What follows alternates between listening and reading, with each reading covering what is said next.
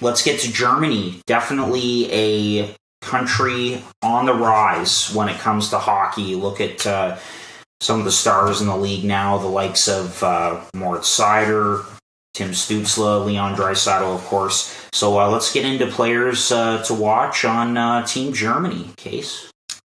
Yeah, I'm going to go with another player that, maybe he's not going to be an NHL prospect per se, or we're going to see him in a couple of years, but a guy that I think is going to be big for them in this tournament. So kind of the opposite of what Chad was saying at the beginning. This is a guy that I expect to produce in the World Juniors and then maybe drift off. Never know. But that's Adrian Klein. Again, I don't know a ton about any of the players on the German team this year. It's a little lacking compared to the last 2 years.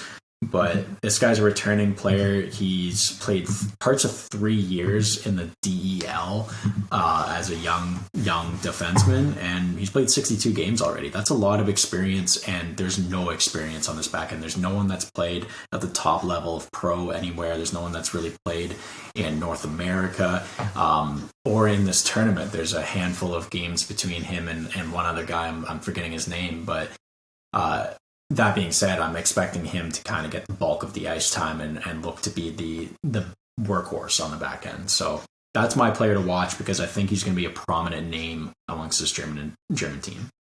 Yeah, for sure. And that's, again, that's why we don't title these episodes Best Players at the Tournament or something, because there's a bunch of different storylines that you can pick up on, a bunch of different angles that you can attack this from. And, watching a player who could very well be the team's best defenseman or best forward is something interesting, especially if he's on a team where the majority of people out there don't really know a lot of the players. So that's definitely a good pick. I went kind of in the same direction with Team Germany here. They only have 3 players who are currently playing in North America. So I figured those 3 players could be names who you might have heard once or twice or in passing, or you might be at least a little bit familiar with. So that's Luca Hoff, Ryan Del Monte, and Hakan Honlet. Those are the 3 players on this German team who are currently playing in North America. I went with a different player, though, who does have some North American experience. I believe so, unless I'm getting things mixed up here as I went through the German team quickly a couple hours ago. But I want to talk about Julian Lutz. Julian Lutz, he was drafted in the second round, last draft, by Arizona in the second round. 43rd overall. So he has 6 points in 13 games this year in the DEL, and he's an 18-year-old. Something I wanted to point out, too, about this player is that he absolutely tore up the Alps HL as a 16-year-old. So you might hear the Alps HL and you might kind of scoff at it because it's known as, one of the lesser pro leagues over in Europe. But, as a 16-year-old to be able to play pro and absolutely tear it up is pretty incredible in its own right. So that's the player I think I'm going to be watching the most is Julian Lutz to see if Arizona can hit on one of these, 100 picks that they've made over the last few years and will continue to make in the coming years as they've been so bad. So Julian Lutz, that's a player I'm looking at. So for the first time, you picked a guy that I had for Germany, and you guys know how much I thought that, I thought highly of the draft that Arizona just had, despite what you guys may think. But look, they're a team that has acquired a lot of picks, and they got a hit on some.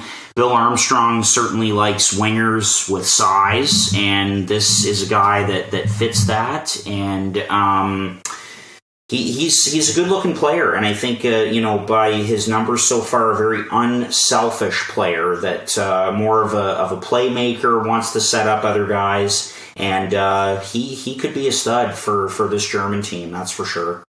All right, I don't know a ton about him, so I'll just continue on. Yeah, there's another player on Germany who I did mention, Hakan Honlet, who was drafted in the 5th round last year by Washington. He plays for Gatineau right now in the QMJHL. 17 points in 28 games this season.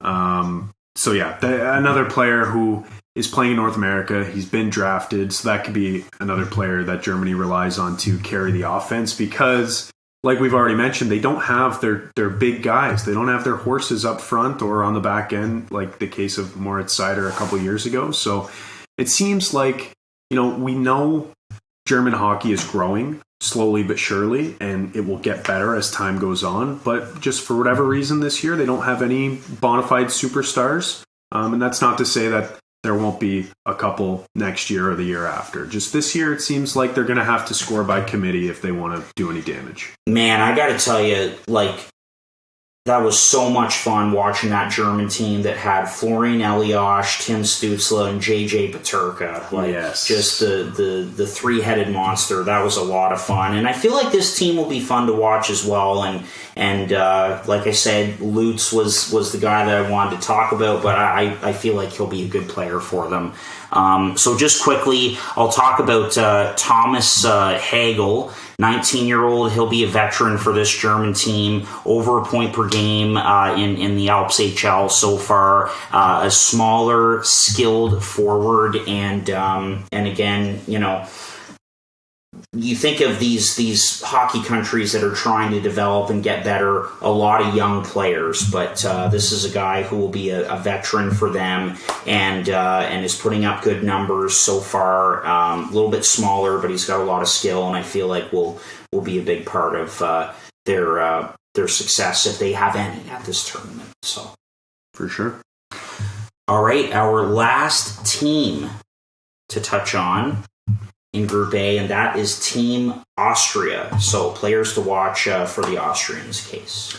Yeah, I'm going to go back to another returning player, and kind of one of the only players I really remember from this team last year was David Reinbach, defenseman for them, decent sized. He ate up a lot of minutes for these guys. He had 2 apples in the 4 games they got to play. So again, I'm expecting to see a defenseman with experience be that horse that they need, and the guy who's going to be maybe a player to watch because you're going to see him get eaten up by a lot of teams' top lines because he's going to be playing against them, and that's a tough draw. But yeah, that's my guy. Okay, I won't pretend to know a lot about the Austrian team here. Let me quickly say about this guy. He's a half a point per game this year in the top Swiss league, the National League, and I don't know, that's something to say as a young defenseman. He's got 14 points in 28 games. So expect him to play power play when he's not getting, worked by Connor Bedard. Caved in his own zone when they win 12-0 like they do. Like I said, I'm not going to claim to know a ton about the players on Team Austria here, but that's kind of why we do this, right? We do a bit of research. We pick players that we think will be fun to watch. And on this team, I did go with the low-hanging fruit. I picked the only player, I believe anyway, the only player that's been drafted on this team, and that's Vinzenz Rohrer. He was drafted by Montreal in the previous draft, 2021, 75th overall. And he has 32 points in 26 games in Ottawa this year for the 67s in the OHL. In the last year, he had 48 in 64, again, for Ottawa in the OHL. So this is a player who has at least had a taste of that North American competition, which, as we know, is just slightly different from what it is like to play overseas. Not better, not worse, just different. So we have a player here with some experience playing against some of the best players who are going to be in this tournament. And that's the player I'm going to pick. Again, I'll repeat his name and correct me if I'm wrong in the comments here. Vinzenz Rohrer, drafted by the Montreal Canadiens. Yeah, another great pick for the Canadiens. In outside the first round, they got Owen Beck as well in the second round, and nice bit of business there by Kent Hughes at this last draft for sure. He's been a great player in Ottawa, and maybe we see this guy kind of be another version of Marco Rossi for the Austrians. Just that one guy like Nico Hischier was for Switzerland at this tournament, just to carry the load. And, we don't expect Austria to win a game, maybe one, but or have a lot of success. But to have a stud like this is pretty nice for sure. Absolutely.